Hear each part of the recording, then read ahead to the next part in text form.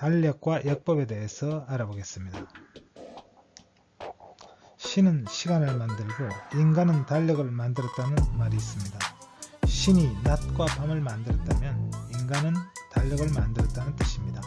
그만큼 달력에는 인간의 노력과 지혜가 빼어 있다고 하겠습니다. 인간은 달력을 만들어서 농경에 이용하고 또 신들에게 제사를 지내는 날짜를 계산하는 데 이용해 왔습니다. 그러면 이번 시간에는 달력이란 무엇인가에 대해서 알아보고 또 달력이 언제부터 있었는지도 알아보도록 하겠습니다. 그리고 고대인들은 어떤 달력을 사용했는지, 그리고 달력에는 어떤 종류가 있는지를 알아보도록 하겠습니다. 먼저 고대의 달력부터 알아보겠습니다. 오늘날 달력은 종이나 휴대폰에 나오지만 옛날 사람들은 종이를 사용하지도 않았고 문자도 없었습니다. 그래서 이 사람들이 만든 달력은 이 사진에 보는 것과 같은 돌들을 쌓아서 만들었습니다. 스톤헨지는 일종의 달력이라고 할 수 있습니다. 고대인들은 자연을 주의 깊게 관찰하여 자연 속에 숨어있는 규칙들을 찾아냈습니다. 계절에 따라 일출과 일몰의 위치가 변한다는 것을 발견했습니다. 그래서 태양이 떠오르는 지점에 어떤 표지석 같은 걸 세워서 달력으로 활용했습니다. 또 하늘에 있는 달의 모양이 바뀌는 것을 보고 그 바뀌는 것이 규칙적으로 되풀이된다는 것을 발견했습니다. 지금 사진에 보이는 것은 독수리의 뼈에 새겨진 달 모양의 그림들이 있습니다. 이것은 프랑스의 아브리 블랑시아르에서 발견된 것인데 약 3만 년 전에 크로마뇽인이 기록한 것입니다. 독수리 뼈에 달의 모양이 변하는 것을 기록하고 있는데 이것은 2달간의 기록에 해당됩니다. 그래서 이런 변화가 계속 되풀이된다는 것을 발견했던 것입니다. 전 세계에서 고대인들이 세운 조형물들이 발견되고 있습니다. 여기서는 영국의 스톤헨지, 이집트의 아부신벨 신전, 그리고 페루의 찬틸로 유적들을 살펴보도록 하겠습니다.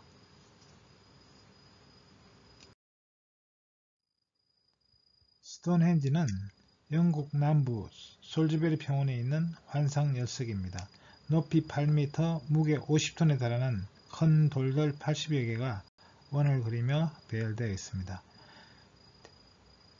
이것이 세워진 연대는 기원전 3000년에서 2000년경으로 추정되고 있습니다. 태양빛과 관련하여 방향 표시석의 역할을 하는 것으로 추정되고 있습니다. 아부신벨 신전은 기원전 1300년경에 람세스 2세가 그 부인과 하토르 여신을 위해서 지은 신전입니다. 이 신전은 1년에 2번 특정한 날에 태양빛이 신전 제일 깊은 곳까지 들어와서 약 20분간 빛이 스며드는 장관을 연출합니다. 이것은 이제 그 날짜에 맞춰서 그 굴을 이제 팠던 것이죠. 그래서 이 좁은 통로로 빛이 들어와서 그 신전 안이 환하게 빛나는 그런 현상이 나타나는데 이것은 이제 고대인들이 태양빛이 이제 언제 어디서 뜨는지를 정확하게 알고 있었다는 것을 말해줍니다. 이 신전은 아수안댐의 건설로 인해서 수몰 위험이 있어서 높은 지대로 이전된 것입니다.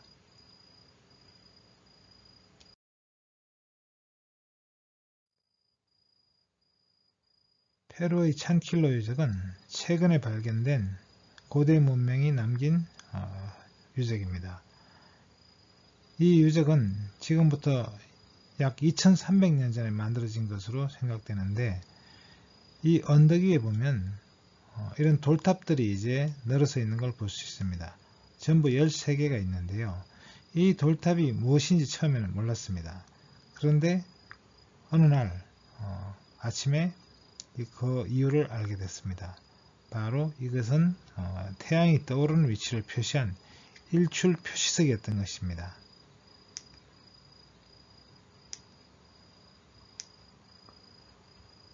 자, 여기 일출 관측소가 있는데 여기 일출 관측소에서 아침에 태양이 떠오르는 것을 보면 이 하지 날 떠오르는 태양은 가장 북쪽에서 떠오르고 동짓날은 가장 남쪽에서 떠오릅니다.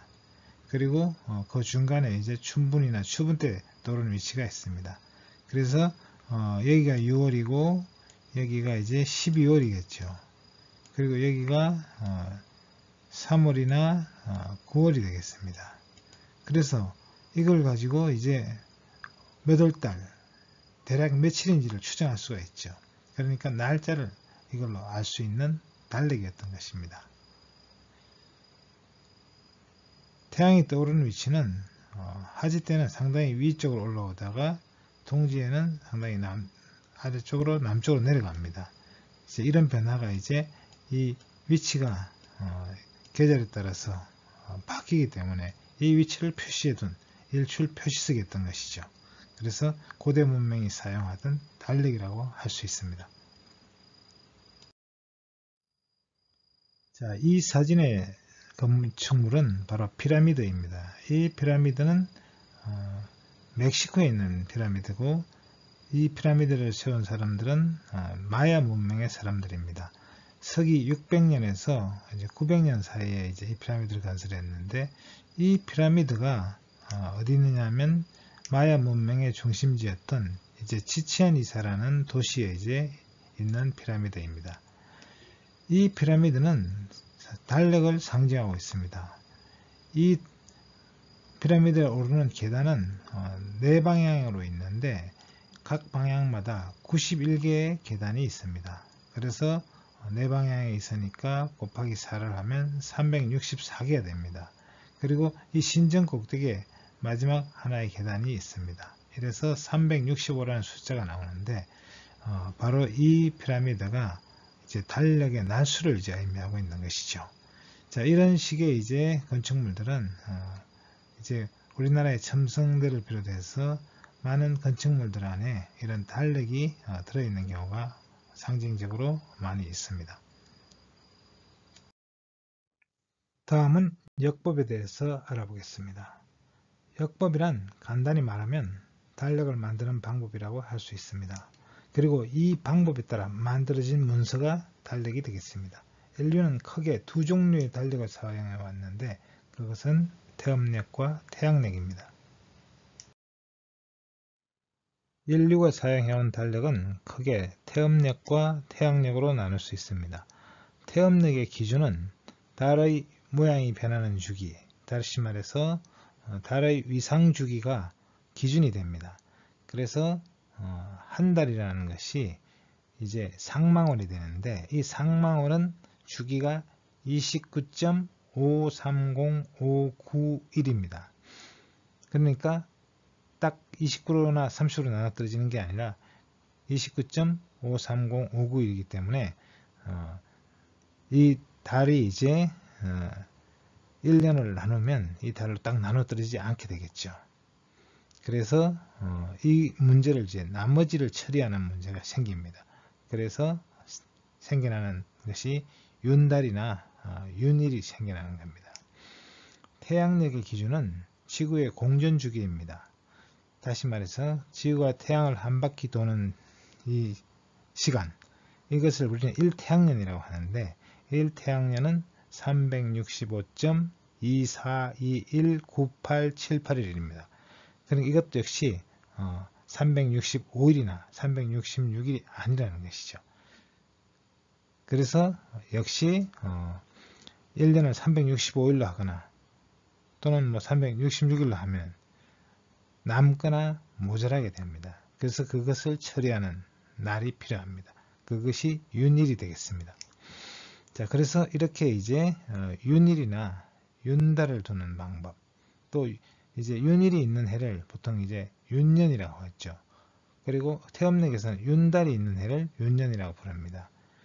자, 그래서 이 윤일이나 윤달을 두는 방법, 이것이 치운법인데 치운법을 어떻게 적용하느냐에 따라 태음력도 몇 가지로 나눠지고 태양력도 몇 가지로 나눠지는 것입니다. 인류가 사용해온 달력은 크게 태엽력과 태양력으로 나눌 수 있습니다. 태엽력이라는 것은 달의 공전 회합 주기를 기준으로 만들어진 것이고 그것이 1상망월입니다. 1상망월은 29.530591입니다. 그리고 태양력은 지구의 공전 회합 주기를 1년으로 해서 정해진 것인데 1태양년은 365.24219878일입니다. 자, 이렇게 이제 1년이라는 기간이 또는 한 달이라는 기간이 딱 나누어 떨어지지 않는데 그러다 보니까 1년을 365일로 하면 이제 0.24219878이 남게 됩니다. 그럼 이 남은 것을 이제 모으면 하루가 되겠죠. 그래서 그 하루를 언제 두느냐, 또 태엽력도 마찬가지입니다. 0.530591을 어떻게 처리할 것이냐, 거기에 따라 하루를 더 두게 되는데 그것이 윤일이고 한 달을 더 두게 되면 윤달입니다. 윤일이나 윤달이 있는 해를 윤년이라고 부르죠. 그래서 이렇게 윤일이나 윤달을 또는 윤년을 두는 법을 치윤법이라고 합니다. 그래서 이 치윤법을 어떻게 쓰느냐에 따라서 태엽력은 다시 순수한 태엽력과 그리고 양력을 가미한 태음태양력으로 나누어지게 됩니다. 그러면 태엽력에서는 한 달이 이제 대략 29.5일이니까 이것이 이제 큰 달, 작은 달 이렇게 두면은 큰 달은 30일, 작은 달은 29일이 되겠죠. 그러면 1년이 354일입니다. 12달을 두면은 그러니까 양력에 비해서 태양력에 비해서 11일이 이제 모자라게 되죠. 그리고 이 남은 이제 이 하루가 또 이렇게 이제 29.5일로 처리를 해버리면 0.03059일이 남아요. 이것을 한 33개월을 모으게 되면 하루 정도가 생깁니다. 그래서 이렇게 1윤일을 대략 33개월마다 하루씩 더 두는 이런 방법으로 달력을 만든 것이 태엽력이고, 이제 태음태양력은 문제는 이 âm 력에서 남은 상망월에서 남은 이 우수리가 문제가 아니라 양력하고 차이가 나는 11일이 더 문제죠. 태양력하고 계절이 바뀌어 버리니까. 그래서 이 11일을 모아 가지고 대략 3년을 모으면 한 달이 됩니다. 그래서 대략 3년마다 한 달을 두는 방법을 쓰면 되겠는데, 그걸 좀 더 정확하게 하면 19년에 7번 윤달을 두면 좀 더 정확합니다. 그래서 이런 방법으로 윤달을 이제 두는 방법으로 태양력과 맞춘 방법을 쓴 것이 태음태양력이고, 태음력은 순수히 여기 남은 날짜만 모아서 이제 윤일로 두는 방법을 쓰고 있습니다. 태양력도 마찬가지로 이 남는 우수리가 있기 때문에 이것을 모아서 대략 4년을 모으면 하루가 되겠죠. 그래서 그것을 4년마다 한 번씩 두는 게 윤일이고, 윤일이 있는 해가 윤년이 되겠습니다. 이집트에서는 원래 1년 365일이고 윤일이 없었습니다. 그러다 보니까 윤일을 두지 않으니까 점점 계절과 달력이 맞지 않게 되어버렸어요. 그래서 로마에서 이제 태양력을 쓴다고 하니까 이집트에서 그 당시 이제 천문학자 소시게네스가 윤일을 4년마다 윤일을 두도록 이제 건의를 하게 되죠. 그래서 최초로 윤일이 있는 태양력을 실시한 달력이 율리우스暦입니다. 율리우스 케사르가 이집트를 가서 이제 거기서 도입한 달력이 되겠습니다. 자, 이 방법으로 이제 4년마다 윤일을 두다 보면 역시 365.251이면 딱 맞아 떨어지겠지만 24219878이니까 실제 날짜보다 더 많은 윤일을 두게 돼요. 이것이 대략 한 1000년을 지나게 되면 이제 한 열흘 정도가 틀리게 됩니다. 그래서 그것을 바로잡은 달력이 그레고리오暦이 되겠습니다. 그레고리오 교황은 이제 1년의 날짜를 360.251이 아니라 365.2422일로 이제 해서 400년에 윤년을 100번을 윤년을 둬야 되는데 그렇게 윤일을 두지 않고 400년에 3번을 빼버렸어요. 그래서 그 이제 초과해서 지나가는 날짜를 줄인 겁니다. 이렇게 해서 만들어진 달력이 그레고리오暦이 되겠습니다. 현재 우리가 사용하고 있는 달력, 태양력이 바로 그레고리오暦이 되겠습니다. 태음력과 태양력을 비교해 보겠습니다. 여러분들 생각하기에는 태엽력과 태양력은 어느 것이 더 정확할까요? 천체 현상을 가지고 이야기를 해보겠습니다. 우리는 달력을 보고 오늘이 어떤 천체 현상이 일어날지 달력을 보고 알 수 있을까요? 양력을 가지고 알기는 어렵습니다. 양력은 1년의 길이를 정확하게 예측하고 있지만 그러나 그 날짜마다 어떤 특별한 의미를 가지고 있지는 않아요. 예를 들어서 매달 1일이 특별한 현상이 일어나느냐, 매달 15일 특별한 현상이 일어나느냐, 그런 것이 아니라는 겁니다. 그러나 âm暦은 어떻습니까? âm暦은 매달 1일은 달이 없는 날이에요. 그리고 15일은 보름입니다. 그리고 이런 보름은 또 어떤 중요한 의미를 가지고 있느냐, 바닷가에 사는 사람들은 멜물과 썰물이 크게 일어나는 날입니다. 자, 그럼 보름에 15일에 보름달이 뜬다. 이것은 어떤 의미를 가지고 있냐면 초저녁에 보름달이 떠서 새벽에 진다는 것입니다. 밤새도록 달이 있다는 거예요. 그걸 가지고 밤에 무슨 일을 할지 안 할지 계획을 세울 수가 있죠. 그래서 그렇게 보면 전체 현상을 볼 때 âm暦이 더 정밀하다. 그리고 전체 현상과 직접적인 관련이 있다. 이렇게 말할 수 있습니다. 두 번째로 이제 사용 지역을 한번 보겠습니다. 전통적으로 âm暦은 동양권에서 사용되어 왔습니다. 서양은 주로 양력을 이제 써왔죠. 그러면 이것이 어떤 의미를 가지고 있을까요? 생활에 있어서 양력은 누구나 만들 수가 있어요. 아니, 조금만 지혜가 있다면 만들 수 있습니다. 원리를 알면. 그러나 âm暦 달력은 아무나 만들 수가 없어요. 그런데 이 달력을 동양에서는 어떻게 했느냐? 나라에서 만들어서 백성들에게 줬습니다.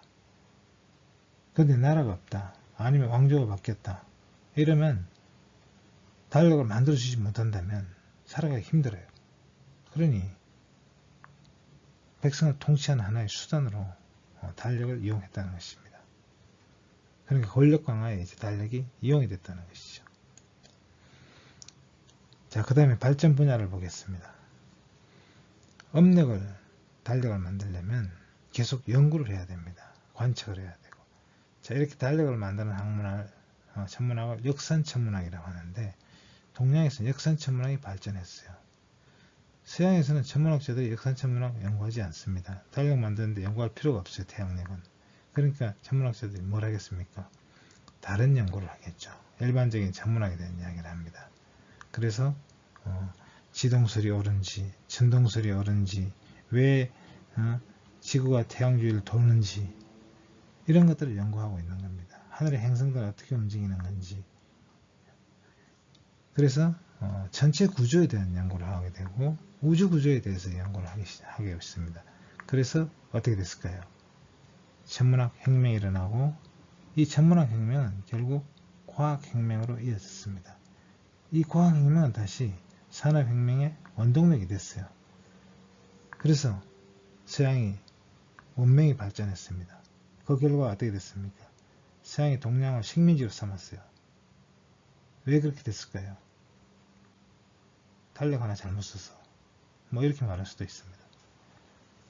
이 달력의 차이가 어떻게 보면 동양과 서양의 근대에 있어서 역전을 이제 불러온 그런 이유 중에 하나입니다.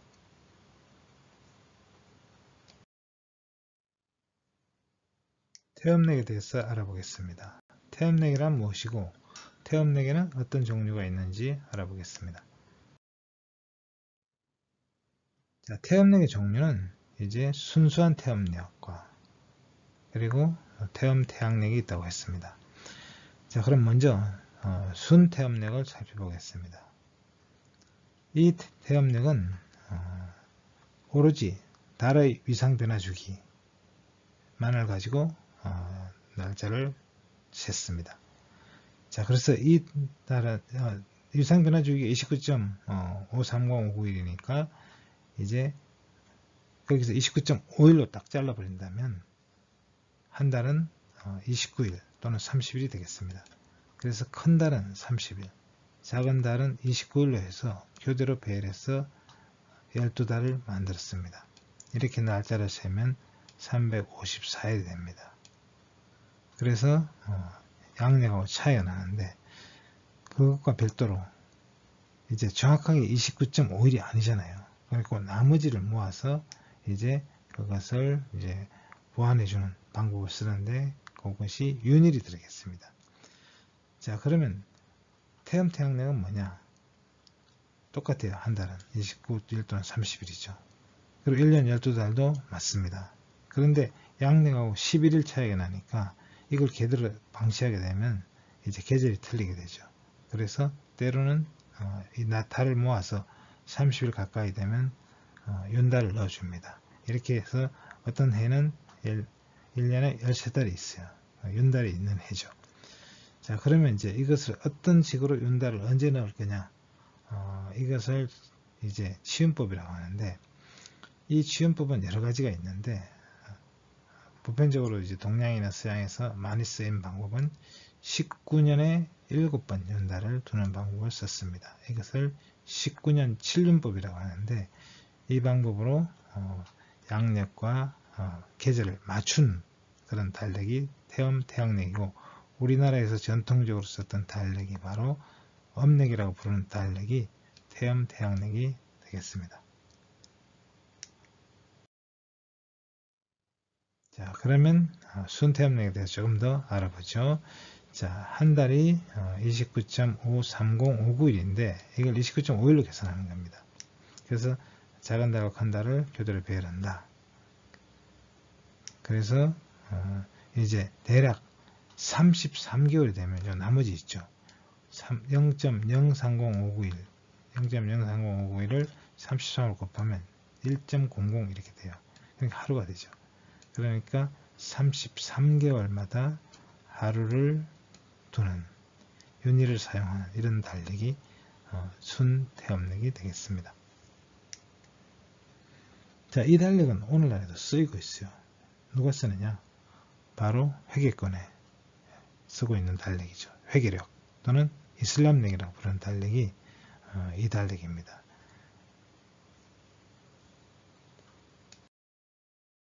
다음은 태음 태양력에 대해서 알아보겠습니다. 태음 태양력은 한 달을 29.5일로 계산하는 것 같습니다.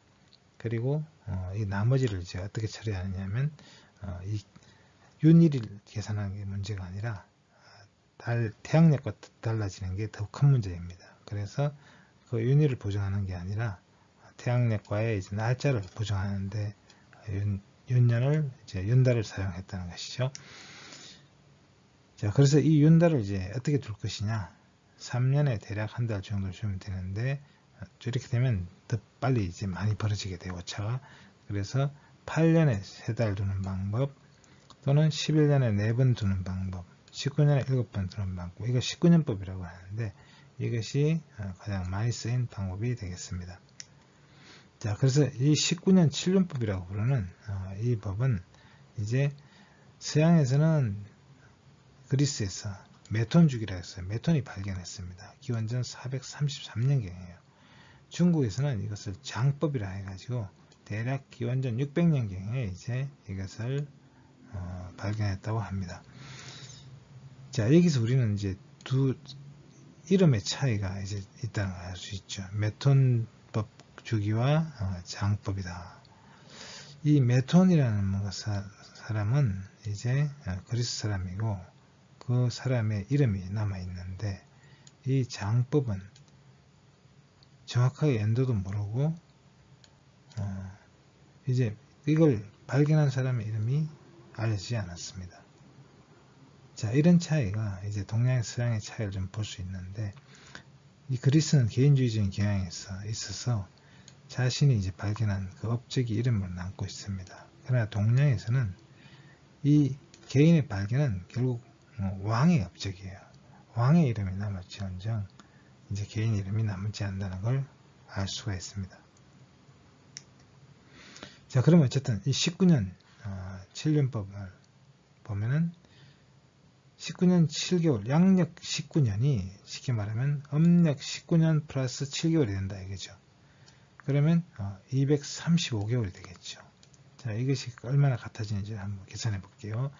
양력 19년은 1년을 365.2421로 해서 계산해서 19년을 곱하면 6939.6018일입니다.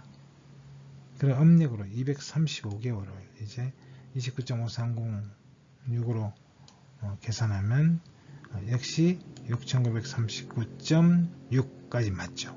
그래서 이 정도로 이제 잘 맞습니다. 자, 그래서 이 19년 7년법이 이제 양력과 âm力을 맞추는 아주 이제 유용한 그런 이제 지음법이 되겠다는 거죠. 우리 조상들이 사용해온 달력은 태음태양暦입니다. 이 태음태양暦에는 24절기가 들어있는데 24절기란 무엇이냐 하면은 농경에 이용하기 위해서 황도상에 24계점을 균등하게 이제 배분시킨 것입니다. 1년은 이제 이렇게 365일을 이제 원주상에 이렇게 배열을 했다고 하면, 그러면 여기 이제 여기 1월이 있어요. 1월이 있고 2월이 있고 3월이 있고 4월이 있고 시계가 좀 반대방향에 나눴는데 이런 식으로 12달이 들어갔습니다. 그러면 원둘레가 이제 300 각도가 이제 중심각이 360도니까 이것이 이제 30도마다 한 달씩 지금 배분이 되어 있겠죠. 그러면 여기서 한 달에 이제 2번씩 점을 정해가지고 배치를 한 겁니다. 그것이 바로 절기와 중기라고 부르는 거예요. 이렇게 해서 12달을 넣게 되면 24개 점이 들어가겠고, 이 한 개 점의 각도가 15도가 되겠습니다. 이런 식으로 배분을 해놓고, 예를 들면 1월 같은 경우는 이제 절기가 소환과 대한이 있습니다. 그리고 2월의 절기는 입춘과 우수가 있죠. 3월에는 경칙과 춘분이 있습니다. 이런 식으로 이제 그 지점을 달력상에 âm力에다가 양력의 점들을 균등하게 집어넣어 놨어요. 그럼 이 점을 왜 집어넣어 놨냐? 바로 이 점을 기준으로 해서 농사를 지으라는 거죠. 씨를 뿌리고 추수를 하고 이런 이제 날짜를 알아보기 쉽도록 해놓은 것입니다. 양력을 쓰면은 이 날짜가 계절이 정확하게 맞지만 âm力은 윤달이 들어왔다 나갔다 하니까 달력에 날수 차이가 많이 생겨요. 그런데 그 일주일 차이나 며칠 차이가 수확량의 차이를 가져오게 됩니다. 그것을 정확하게 하기 위해서 이 절기점을 절기라는 이름으로 âm力안에다가 양력을 표시한 거죠. 그래서 이 절기는 âm力이 아니라 사실은 âm力속에 들어있는 양력이라고 할 수 있습니다. 이번 시간에는 태양력에 대해서 알아보겠습니다. 오늘날 우리가 사용하고 있는 달력이 태양력인데 이 태양력의 이름이 그레고리오력입니다. 최초로 태양력을 사용한 사람들은 고대 이집트 사람들이고 이 태양력을 수정하여 전 세계로 전파한 사람들이 고대 로마인들입니다. 고대 로마에서 사용한 태양력이 율리우스력인데 이 율리우스력은 약 1500년 후에 몇 가지 문제점이 발견되었습니다. 그래서 그 율리우스력을 수정한 달력이 바로 그레고리오력이고 현재까지 사용하고 있는 태양력이 되겠습니다. 이번 시간에는 이 태양력의 역사를 살펴보면서 태양력의 장점과 또 문제점은 더 알아보도록 하겠습니다.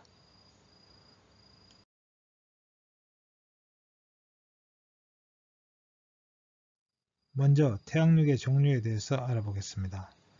인류가 사용해온 대표적인 태양력은 세 가지인데 이를 간단히 정리하면 다음과 같습니다. 먼저 이집트 태양력은 최초의 태양력입니다. 1년은 365일입니다. 그리고 윤일이 없습니다. 다시 말해서 윤일이 있는 해, 그걸 윤년이라고 부르는데 윤년이 없다는 것이 특징입니다. 두 번째 태양력은 율리우스력입니다. 이 율리우스력은 이집트력을 가져다가 수정해서 사용한 달력입니다. 여기에는 4년마다 윤일을 삽입했습니다. 그래서 윤일이 있는 해는 360일이 되겠습니다. 자, 이 율리우스력에도 역시 또 문제가 발견돼서 수정하여서 만든 달력이 그레고리오력입니다. 그레고리오력은 윤년의 횟수를 400년에 3번 정도로 줄였습니다.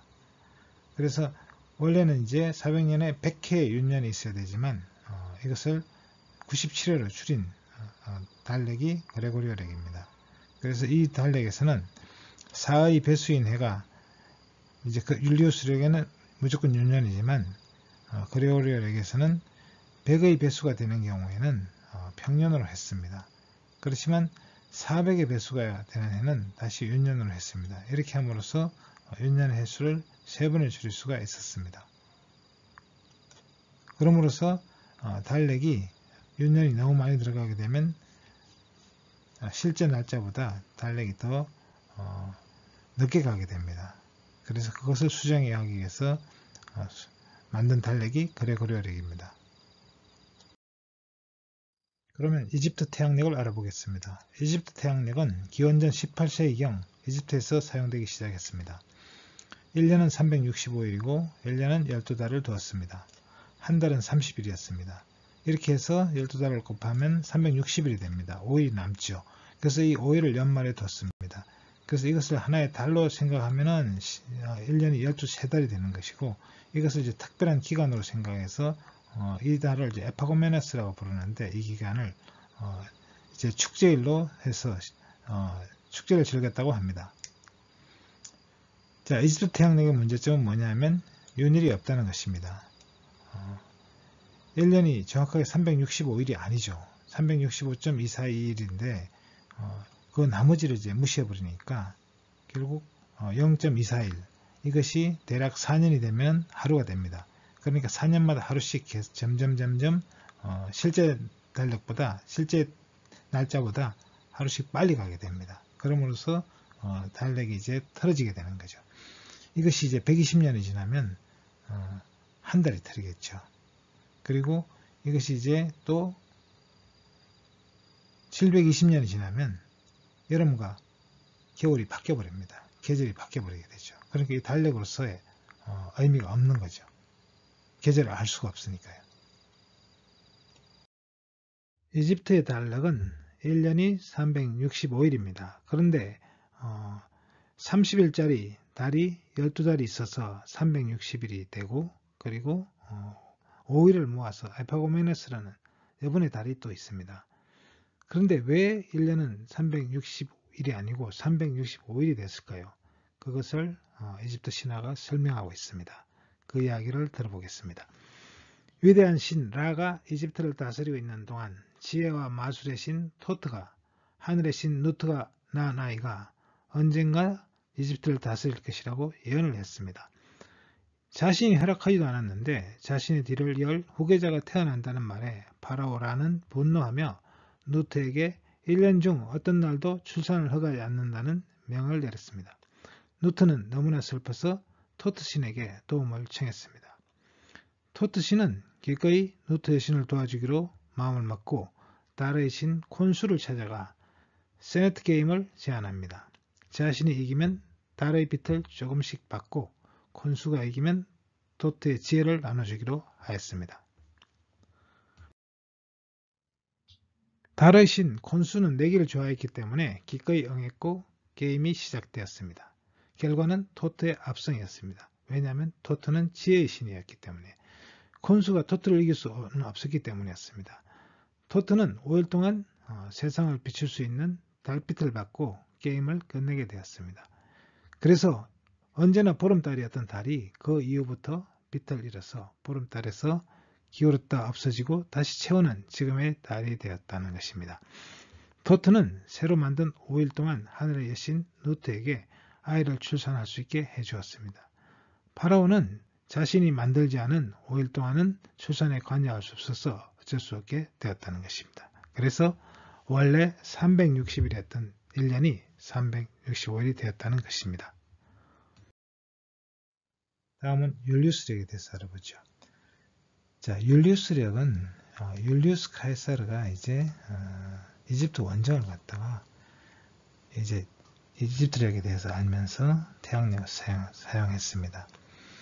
자, 이때 이제 이 천문학자였던 당시 소시게네스라는 천문학자가 조언을 했어요. 태양력을 갖다 쓰시되 꼭 윤희를 넣으세요. 윤년을 넣으세요. 이렇게 된 거죠. 그래서 윤년을 이제 넣게 된 거죠. 그러면 그 이전에는 로마에서 무슨 달력을 썼냐? 로마는 음력을 사용했습니다. 태음력. 그래서 태음력에서 태양력으로 이제 바뀌게 되는 것이죠. 자, 이 달력이 이제 시행되기 전에, 그러니까 기원전 45년부터 시행이 됐는데, 그 전에를 정리를 해야 되잖아요. 이제, 그래서 음력을 쓰다가, 그 다음에 이제, 정리하기 위해서 이 1년의 날수를 무려 445일을 만들었어요. 그렇게 해서 달력을 사용했습니다. 그리고 한 해 윤달이 3번이나 들어갔어요. 근데 이 로마 사람들 윤달은 특이한 것이 22, 23, 33, 34일이잖아요. 날짜의 크기가 일정하지 않아요. 그러니까 윤달이 이제 이 크기도 정해져 있지 않고 정확하지 않고, 그리고 이게 3번씩 넣었으니까 어디다가 넣을지 그것도 이제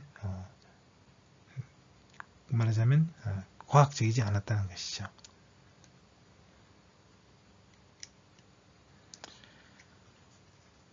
자, 그래서 이제 이 율리우스력은 어쨌든 기원전 45년부터 시행이 됐습니다. 그런데 여기서 또 실수를 했어요. 원래는 4년마다 윤년을 두라고 소시게네스가 조언을 했는데 3년마다 둔 거죠. 아마 이 차이는 어떻게 시작이 되는지 모르겠지만 로마 사람들도 날수를 세는 방법이 우리하고 이제 비슷합니다. 그래서 이제 최대부터 셌기 때문에 그랬을 가능성도 있습니다. 어쨌든 이것은 나중에 이제 바로잡게 되죠. 그걸 바로잡은 사람이 율리우스 케사르의 양자인 옥타비아누스죠. 옥타비아누스가 나중에 황제가 됐죠. 그러면서 이제 언론에서 칭호를 이제 내리죠. 그 칭호가 아우구스투스입니다. 그래서 아우구스투스 황제가 됐어요. 자, 이 아우구스투스 황제 때 이 치운을 이제 4년으로 고치게 됩니다. 그런데 문제가 여기서 발생했어요. 왜냐하면 이제 이 율리우스력은 이제 아우구스투스의 이제 율리우스는 양부죠. 그래서 이 율리우스가 태어난 해가 달이 7월이었습니다. 그래서 7월이 큰 달이었는데 아우구스투스가 태어난 달은 8월이었어요. 그래서 이 8월이 작은 달이었단 말이에요. 그래서 이 달력을 이제 큰 달로 바꿔버렸죠. 그러면 다시 또 9월이 커지게 되니까 9월부터는 이제 홀수달을 작게 만들었어요. 이렇게 해서 큰 달이 7달이 되어버리는지 이 아우구스투스 황제 때 벌어진 일입니다. 그러면 태양력을 사용하기 전에 로마에서는 어떤 달력을 사용해 왔는지 알아보도록 하겠습니다. 로마에는 제1대 왕이 로물루스인데 이 로물루스 왕 때 달력을 만들면서 1년을 10달로 해서 날수가 304일이었습니다. 그 이유 중에 하나가 이 겨울철에는 달력을 사용하지 않았던 것입니다. 달을 두지 않았다는 것이죠. 그러다가 제2대 누마 왕 때 와서 이제 겨울에도 달을 두어서 2개의 달을 두었습니다. 그래서 이때는 이제 역시 음력을 사용해야 했는데 이 음력에서는 1년의 날수가 이제 355일로 이렇게 늘어났습니다. 그러나 이제 우리가 앞에서 봤던 순태음력이 354일인데 하루 차이가 나는 것으로 봐서 로마에서 이 날짜를 세는데 이제 정확하지 않았다는 걸 알 수가 있습니다. 그리고 또 하나의 특징은 이제 홀수달이 큰 달이었습니다. 그리고 짝수달이 작은 달인데 이상하게 여기는 보면은 홀수달이 짝수달이 이제 30일이 아니라 29일이라는 거죠. 그리고 홀수달은 또 31일입니다. 보통 이제 태음력을 사용할 때는 큰 달이 30일이고 작은 달이 29일인데 여기서는 31일을 쓰고 있다는 것이죠. 자, 그런 점이 좀 특이하고요. 아마 이 이유 중에 하나는 로마인들이 이제 짝수를 싫어했다고도 합니다. 그래서 짝수를 피하기 위해서 홀수로 달을 썼다는 이야기도 있습니다. 그리고 율리우스 이제 집정관 당시에는 이때가 이제 태양력으로 계력을 할 때였죠. 그래서 태양력을 사용했는데 이것이 이제 기원전 45년부터 사용하기 시작했습니다. 그때 만들어진 달력을 보면 큰 달은 이제 홀수달입니다. 그래서 31일이고 작은 달은 30일이죠. 이렇게 해서 달력이 만들어졌고, 그리고 마지막 달이 이 당시는 이제 2월이 마지막이었습니다. 이 로마 달력에서는. 그래서 이 달이 29일이었죠. 그래야 365일이 맞으니까 이렇게 만들어진 달력이었고, 그리고 윤년인 해에서는 이제 2월에 한 하루를 더 둬서 30일이 되었습니다. 자, 그런데 이 율리우스가 사용했던 이 달력이 이제 윤년을 치윤을 하는 데 있어 문제가 좀 있었습니다. 그래서 그것을 바로잡았던 것이 초대 황제였던 아우구스투스가 바로 율리우스의 이제 율리우스 케사르의 양자였죠. 옥타비아누스가 초대 황제 자리에 오르면서 원로원에서 이제 아우구스투스라는 호칭을 내려줬습니다. 그래서 아우구스투스가 황제가 됐는데 이때 달력이 좀 바뀌게 됩니다. 단지 이제 윤년만 바꾸는, 치윤법만 바꾸는 것이 아니라 바뀐 게 있어요. 그것이 뭐냐면 8월이 30일이었는데 31일로 바뀌었다는 것입니다. 왜 8월이 31일로 바뀌었느냐? 8월의 영어 이름이 오거스트잖아요. 그리고 이것이 이제 로마식으로 읽으면 아우구스트입니다. 아우구스투스. 그렇죠.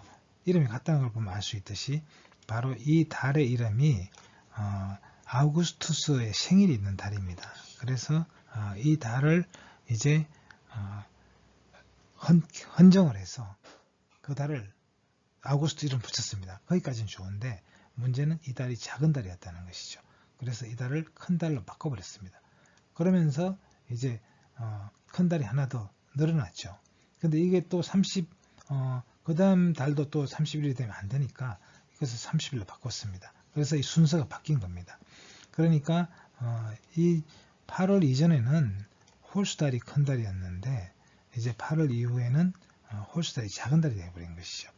그래도 날수가 하루가 모자랍니다. 왜냐하면 큰 달이 이제 7달이 되어버렸으니까. 그래서 하루를 2월달에서 가져왔습니다. 왜 2월달에서 가져왔느냐? 로마의 달력에서는 2월이 마지막 달력이었습니다. 그래서 여기서 가져갔습니다.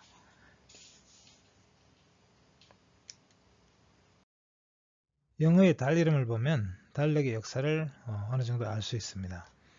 영어의 달 이름을 한번 살펴보죠. 1월은 영어로 제니월이죠. 이 제니월이라는 말은 야누스에서 온 말인데 이제 로마 달력에서는 야누아리우스입니다. 그러니까 야누스에서 온 야누아리우스, 야누스의 달이다 이런 의미가 되는데요. 야누스는 로마 신화에 나오는 신입니다. 그리스 신화에는 없는 신인데 얼굴이 이제 앞과 뒤에 다 있어요. 그래서 두 얼굴의 이제 신이죠. 자, 이렇게 이제 이 야누아리우스를 1월로 정한 이유는 이제 지나가는 해를 보내면서 또 다가올 해를 맞이한다 이런 의미가 있어요. 그러니까 문지기 신인데 야누스는 문을 출입하는 들어오는 사람과 나가는 사람을 다 지켜볼 수가 있죠. 그런 점에서 1월의 이름으로 적당하다고 할 수 있습니다. 자, 그리고 2월달은 이제 페브루아리인데 페브루아리에서 왔고 이것은 이제 정화하다 이런 의미가 있어요. 그러니까 원래 2월은 이제 로마 달력에서 마지막 달이었습니다. 그러니까 1년을 이제 마무리하고 어떤 이제 나쁜 것이나 이런 걸 다 이제 땡땜하고 그런 달이에요. 그래서 2월이 마지막 달이기 때문에 페브루아리라는 말이 붙었습니다. 그리고 3월은 원래 로마 달력에서 1월이었습니다. 로마에서 숨기는 신이 이제 전쟁의 신 마르스죠. 그래서 이 마르스의 달이다. 여기서 온 영어 단어가 마치가 되겠습니다. 그래서 원래는 이게 1월이었기 때문에 여기에 마르스라는 이름이 붙었던 거고요. 그리고 에이프릴은 이제 아프릴이라는 말에서 온 말인데 열린다 이런 뜻이죠. 꽃보니가 열리기 시작한 달이라는 의미에서 그렇게 지어졌고요. 그리고 5월은 메이인데 라틴어로는 마이오레스에서 유래했고 이것이 이제 생장의 여신이라고도 합니다. 생장의 여신에서 나왔다고도 해요. 또 뭐 로마의 여신, 이제 꽃의 여신 플로라에게 바쳐진 달이라고도 합니다. 그리고 준은 바로 주노에서 온 말이죠. 주노는 바로 이제 올림푸스 신의 이제 주피터의 아내인 주노에서 나온 말입니다. 주노의 달이라는 뜻이에요. 그리고 줄라이는 율리우스 캐살에서 온 말입니다. 원래는 이제 줄라이가 아니었는데 이 달을 이제 율리우스 카이살에게 이제 헌정을 하면서 이것이 줄리우스의 달로 이렇게 이름 지어진 거고요. 그리고 오거스트는 이제 아우구스투스에서 왔죠. 아우구스투스의 달이다. 원래도 이 이름이 아니었지만 이제 이 이름으로 바뀌었습니다. 자, 그리고 september는 이제 septem이라는 단어에서 왔습니다. septem은 7이라는 뜻입니다. 라틴어로. 그리고 october는 이제 octo라는 단어에서 왔고 8이라는 뜻입니다. 그리고 november는 novem 9에서 왔고요. 그리고 디셈버는 데켐에서 이제 왔습니다. 10이라는 단어죠. 그래서 이제 9월부터 12월까지는 숫자 이름이 남아있는 걸 봐서 원래는 9월이 아니라 7월이었고 그리고 10월은 8월이었고 이렇다는 걸 알 수가 있습니다. 다음은 그레고리오력에 대해서 알아보겠습니다. 그레고리오력은 기원전 45년부터 시행되어 1500년이 지난 시점까지 사용되던 로마의 이제 달력이었습니다. 그런데 문제는 이제 1500년이 지나고 난 이 시점에 와서 문제가 되었던 것이 기독교의 최대 축제인 부활절이 전통적으로 지내온 날짜와 맞지 않는다는 것이었습니다. 그래서 이 문제를 이제 해결하기 위해서 당시의 교황이었던 그레고리오 13세가 이제 이 달력을 수정하게 됩니다. 이 당시에는 1582년에 춘분이 3월 11일이었는데 그 이전에는 이제 3월 21일이었습니다. 원래 이제 이 부활절을 제정할 춘분을 기준으로 부활절을 제정했는데 그 당시에는 춘분이 3월 21일이었는데 1582년에 3월 11일이 됐죠. 그러니까 달력이 정상적인 것보다 열흘이나 더 늦게 가고 있었다는 것이었죠. 그 이유는 이제 양력의 날짜에서 남는 그 무시했던 그 숫자만큼을 이제 윰년을 많이 쓰다 보니까 이렇게 되었던 것입니다.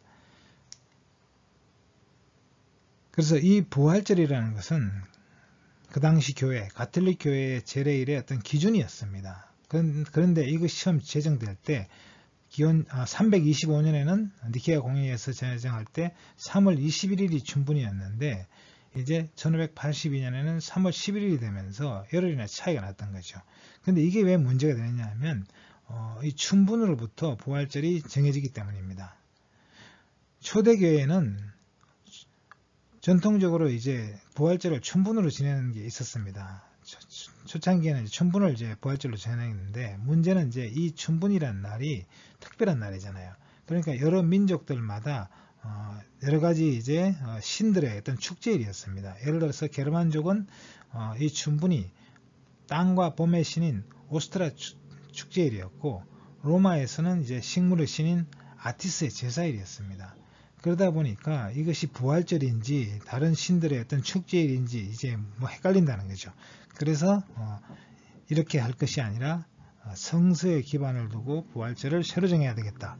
이렇게 해서 부활절을 정했는데 그 기준이 이제 뭐냐면 니케아 공의회에서 325년에 정했는데 춘분을 지나고 보름을 지나서 첫 번째 일요일이 부활절이다. 이렇게 정했던 것이죠. 그러니까 정확하게 말하면 이제 부활절은 사실은 양력이 아니라 음력인 셈입니다. 왜냐하면 춘분을 지나고 음력 보름을 지나야 되기 때문에 결국은 음력 날짜로 정해지는 거예요. 그래서 이 달력이 이제 춘분 날짜에 의해서 이제 보름을 또 지나야 되니까 날짜가 고정되는 것이 아니라 그 보름이 어디 있냐에 따라서 달라지니까 부활절의 날짜가 이제 예전에 처음에 정했던 것과 많이 틀어지는 일이 생기는 것이죠. 교황 그레고리오 13세의 계령 내용은 다음과 같습니다. 일단 달력에서 10일을 삭제했습니다. 1582년 10월 4일 다음 날이 이제 10월 5일이 돼야 되는데 10월 5일이 된 것이 아니라 10월 15일이 된 것이죠. 그래서 요일은 그대로 그냥 금요일로 가는 겁니다. 요일은 그대로 맞추고 날짜만 이제 열흘을 삭제한 겁니다. 그래서 가끔은 이제 퀴즈에서 이런 질문이 나옵니다. 1582년 10월 5일에서 10월 14일 사이에 일어난 사건은 뭐냐? 이렇게 묻는데 그 답은 뭘까요? 아무 일도 일어나지 않았다. 존재하지 않는 날짜가 되겠습니다. 자, 이것은 이제 치윤법을 할 때 4년마다 치윤을 하루씩 이제 두는 것은 그 오차 0.0078일을 빨리 가게 만듭니다. 이게 시간으로 따지면 11분 14초인데 11분 14초를 이제 매년 빨리 가게 하는 거죠. 근데 이게 쌓여서 128년이 되면 이제 하루에 해당됩니다. 그리고 이것이 400년이 되면 사흘이 되고 1200년이 되면 10일 정도가 되는 겁니다. 그래서 니케아 공의회 이후에 10일 정도 날짜가 틀리게 됐던 것이죠. 자, 그럼 이 문제는 근본적으로 해결하려면 치윤법을 바꿔야 됩니다. 그래서 400년에 3일 정도 되니까 400년에 윤년을 3번을 빼버리는 거죠. 원리는 간단합니다. 일단 4의 배수인 해는 윤년으로 하되, 그래서 100의 배수인 해는 평년으로 한다. 이렇게 빼버리면 400년 동안 4번 빠지게 되겠죠. 그래서 한 번은 이제 윤년을 둬야 되니까 400의 배수인 해는 윤년으로 한다. 이렇게 윤년 규칙을, 치윤법을 바꾼 것입니다. 그래서 그레고리오력의 계력의 핵심은 일단 달력에서 날짜를 열흘을 뺐다. 그 다음에 윤년을 400년에 3번으로 줄였다 하는 것이 되겠습니다. 그러면 그레고리오력이 유럽에 어떻게 확산되었는지 살펴보도록 하겠습니다. 유럽 국가의 계력은 바로 이제 국제력이 바뀌는 것을 의미했습니다. 당시로서는 가톨릭 국가들은 예를 들어서 이탈리아, 스페인, 프랑스와 같은 국가들은 1년 만에 다 계력을 했습니다. 교황이 이제 칙수를 반포하면서 이 칙수에 따라서 이제 바로 계력을 했던 것이죠.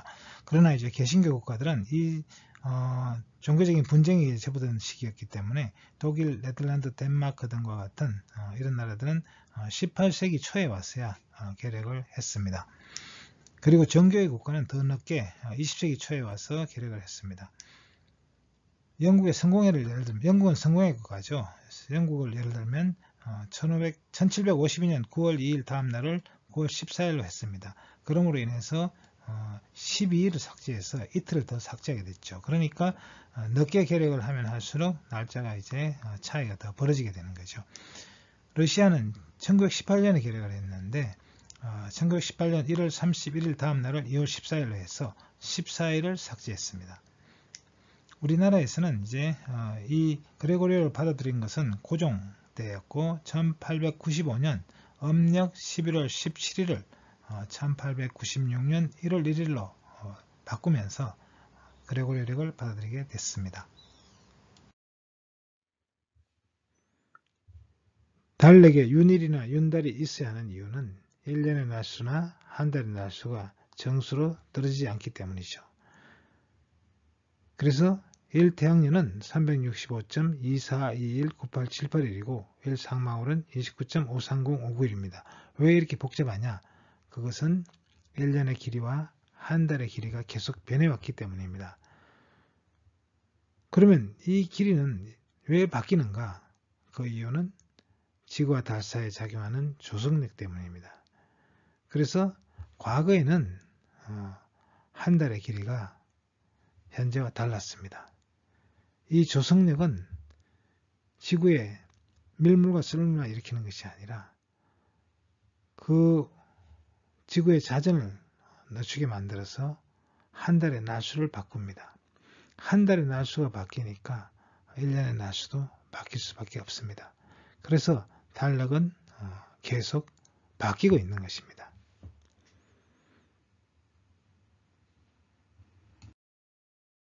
그러면 조석이 무엇인지부터 알아보도록 하겠습니다.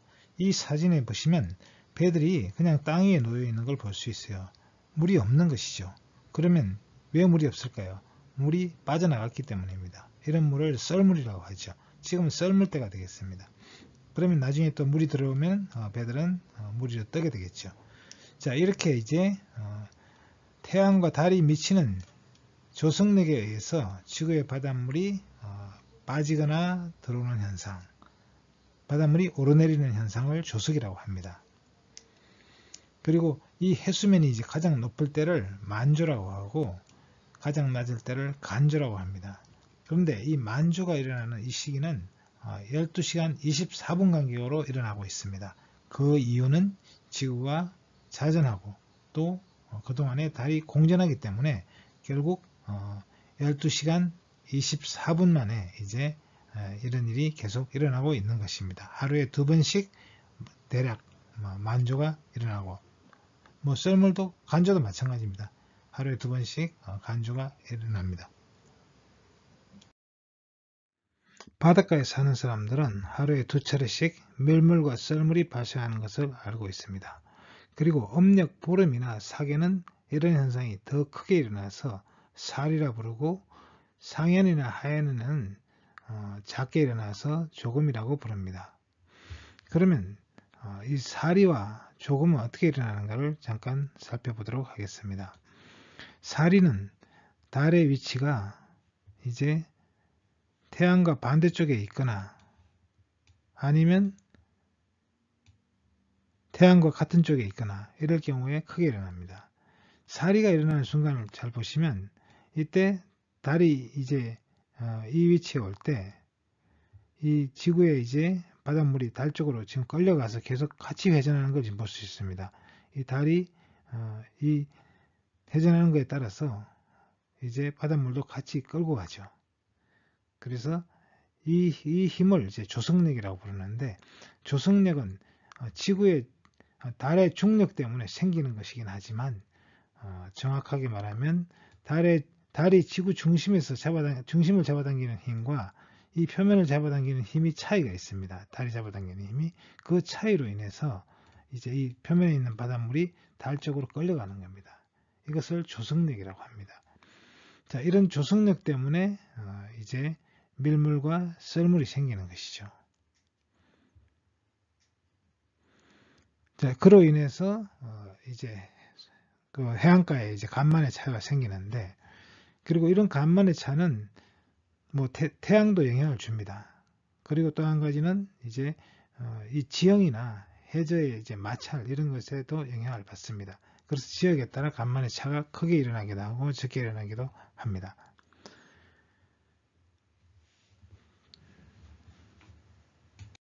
그러면 이번에는 조석 마찰에 대해서 알아보겠습니다.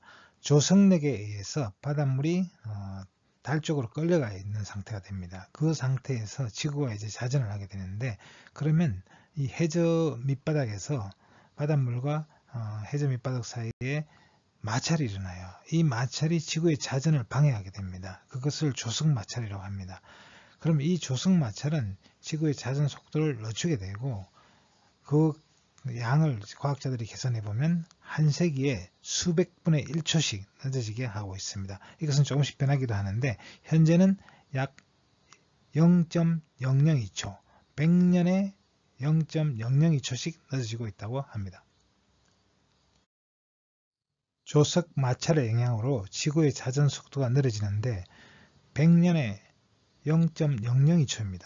그러나 이것이 5만 년이 지나면 1초가 돼요.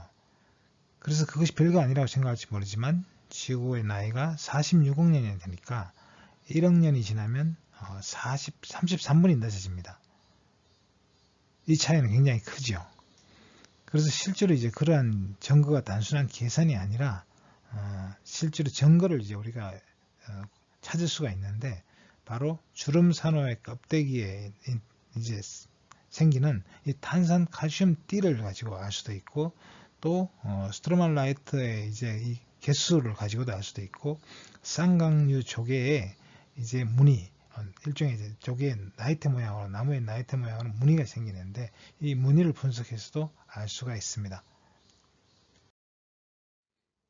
쌍각류 조개의 무늬를 살펴보면 그 당시에 한 달의 길이를 알 수 있습니다. 이 한 달은 음력으로 이제 한 달이 되겠죠.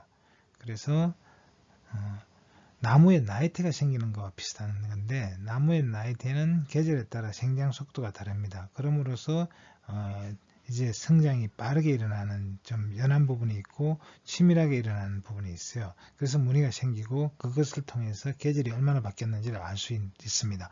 이거와 마찬가지로 조개는 바닷물이 밀물일 때와 썰물일 때 생존 환경이 달라지기 때문에 그 주기에 따라서 만조가 일어나고 간조가 일어날 때, 이런 때 이제 생장 속도가 달라집니다. 그것이 무늬로 이제 남아있는 것이죠. 그래서 이 무늬의 개수를 세어서 한 달의 길이를 알 수가 있습니다. 3억 8천만 년 전에는, 그 당시는 이제 고생대 제4기인 대분기였습니다. 이때 이제 평균 산소 농도는 현재와 뭐 차이가 없지만 이산화탄소 농도가 지금보다 6배 정도 높았다고 합니다. 그리고 표면 온도가 현재보다 5도 정도 높았는데요. 이 시기에는 이제 어류의 다리가 생겨서 육상으로 올라와서 양서류로 진화했을 무렵이고, 또 그 시식물이 육지로 진출하여 육지로 뻗어나가서 대삼림을 형성했던 시기입니다. 이때 이제 하루의 길이는 22시간이었습니다. 현재는 24시간이니까 2시간 정도 짧았다는 것이죠. 그리고 한 달의 날수는 음력 날수죠. 현재 이제 상망월이 29.5일인데 그때는 30.6일이었다는 거죠. 그렇게 현재보다 하루가 더 길었다는 거죠. 그리고 1년의 날수는 98일이었습니다. 현재는 이제 365일이니까 지금보다 한 35일 가까이가 이제 길었다는 것이죠. 그리고 1년의 달수도 그에 따라서 현재는 12달이지만 당시는 13달이었습니다. 자, 조석작용으로 인해서, 그리고 그때 생겨난 조석 마찰에 의해서 지구의 자전 속도가 늦어지고 있다고 했습니다. 근데 이런 현상은 달에서도 일어납니다. 달도 지구의 조석작용을 받습니다. 우리가 이제 지구에 밀물과 썰물이 일어나듯이 달도 밀물과 썰물이 일어납니다. 근데 바닷물이 없으니까 그게 안 보이죠. 그 대신에 뭡니까? 바로 월면이 오르락내리락 합니다. 그래서 지구도 사실은 바닷물만 왔다 갔다 하는 건 아니에요. 땅도 오르락내리락 하는데 그 폭이 작기 때문에 우리가 못 느끼는 것입니다. 그러나 달의 경우는 지구의 질량이 훨씬 크기 때문에 80배나 커요, 달보다.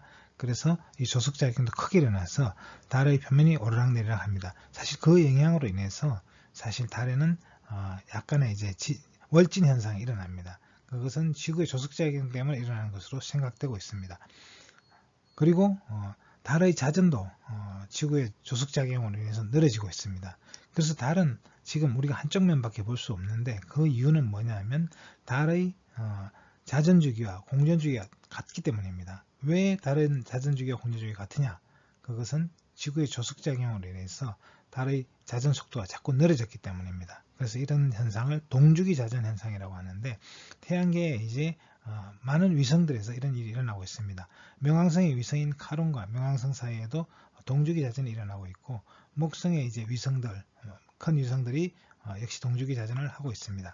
자, 그러면 이런 결과가 지구에도 일어날 수 있습니다. 지구의 자전 속도가 달에 의해서 계속 늘어지고 있으니까, 만약에 이것이 무한정 계속된다면 결국 지구의 한 달과 그리고 하루는 같아질 수 있습니다. 결국 그만큼 하루가 늦어질 수 있다는 것이죠. 그리고 이런 현상은 또 태양과도 일어날 수 있습니다. 태양의 조석작용도 일어나고 있고, 그것에 의해서 그렇게 되면 어떻게 됐어요? 태양 주위를 한 바퀴 도는 시간과 한 번 자전하는 시간이 같아지니까 하루가 1년하고 같아질 수도 있습니다. 물론 이제 그때까지 지구가 계속 존재하지 않을 것 같긴 합니다만, 자, 그래서 달은 이제 지구를 한쪽 면만 보고 있는 이유는 바로 이 동주기 자전 현상, 조석 마찰에 의해서 동주기 자전 현상이 일어나기 때문이고, 달은 질량이 작기 때문에 그것이 빨리 일어났던 것이고, 지구는 질량이 크기 때문에 천천히 이제 일어나고 있는 것입니다.